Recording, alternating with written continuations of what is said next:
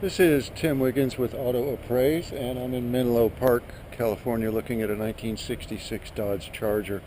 I've completed most of the inspection on the car. I haven't been underneath it yet.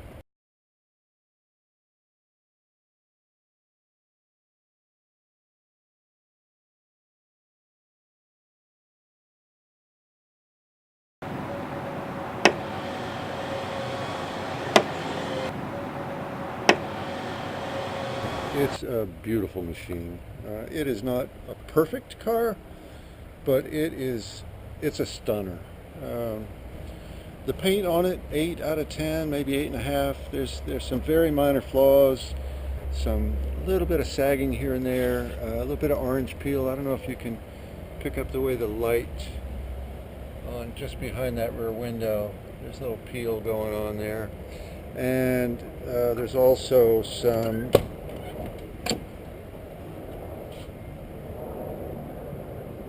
here we go, a little bit of peeling going on and bubbling here. So it's not perfect on the paint, but the overall presentation is good. The interior of the car is stunning also, with only minor imperfections. It's got the full instrumentation with the tachometer. This was originally a 318 car with a 3 on the tree, and this owner upgraded to a 440 with a 4-speed. I've got some aftermarket gauges in there. As you can see, the upholstery is really nice. All the panels are good or better than good. The glass on the car is good overall. There's some very light scratching in places. No cracks or delamination to speak of. The headliner's got a few little gouges. You can't really see them probably with this camera.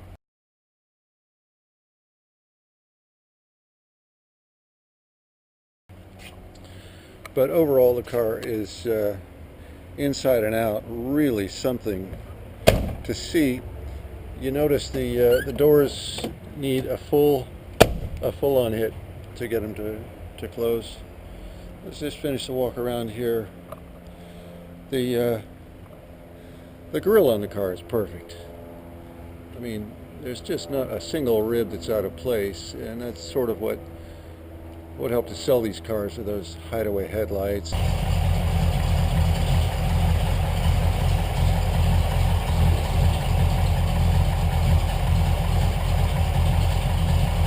The badging on the car is in really nice shape. All the lettering, it's super clean. A lot of rechroming. The trim has been polished. Now we're on the dark side of the car. But as you can see, it's a lovely example of a 66 Charger. The rear wheels on these were custom fabricated. These are 10-inch rear wheels, 15 by 10s, and the offset was measured repeatedly to get it right, just so they fit under the lip of the wheel well, as you can see that. And this is some massive rubber on the back of this car. 440, 4-speed, 323 gearing in the rear end, and it's posit traction. So the owner states that it's actually a little bit difficult to break the rear end loose on this car. We'll see. But as you can see, a lot has been done to make this car just about everything it could possibly be. We're gonna look under the hood here in a second. It doesn't get much better than this. Everything is just super clean. Everything's been redone. There's no oil on it anywhere.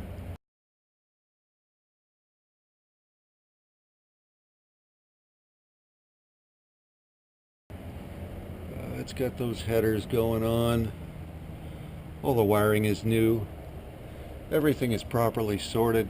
The only thing I did note is that the power steering belt pump, power steering pump belt, is obviously rubbing just a little bit on the fan pulley. So there doesn't seem to be much wear on the belt. It's about the only thing I could find wrong under the hood of this car. Nothing leaks. Everything, the wiring is gorgeous. The carb is clean. Let's see if we can get up under there. Okay, so we're about to do a cold start, and engine is dead cold, and it's just about to fire.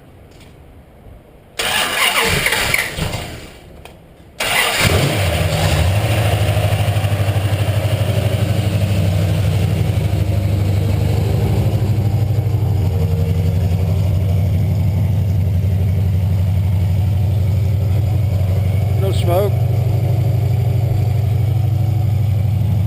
It's got the exhaust note. There's a lot of motor going on.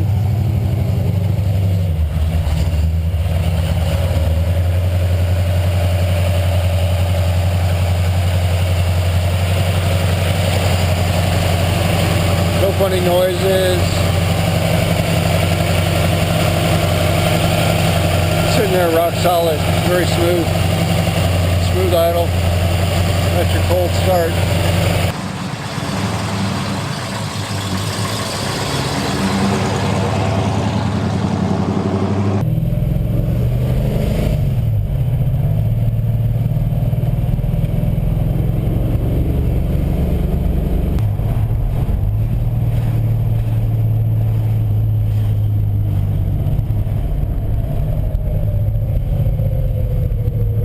Okay, now you're going to scare me, aren't you?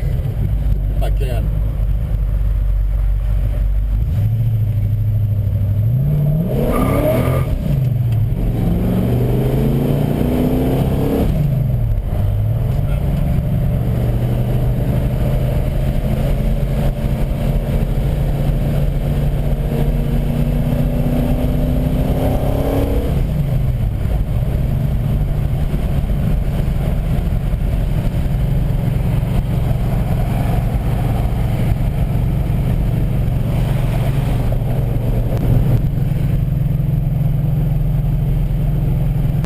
Okay, now it's my turn to drive this beast.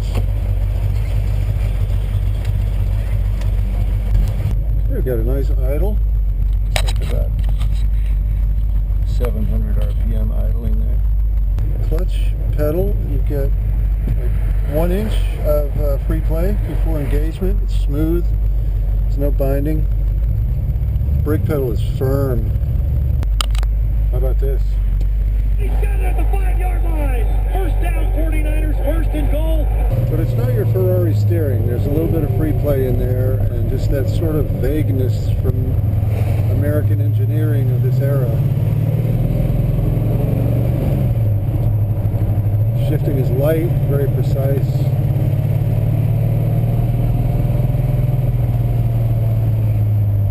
Brakes, hands off, brakes do not pull. It does take some pedal pressure to really get the brakes to, if you want to bring it to a sudden stop, it takes a little leg muscle. Shifting is very light. Clutch, training, everything is just 100%. The steering, again, a little bit vague. You can see there's a good bit of free play. Fourth to second downshift, very smooth. The synchronizers are working perfectly. The car is definitely a runner.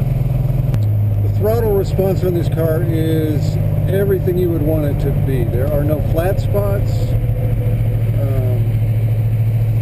It's just, and there's torque from the very bottom. And I ran it up to what, maybe 3,500 RPM.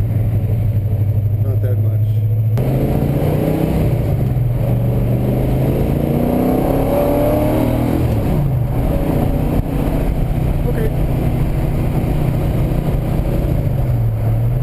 It's a handful.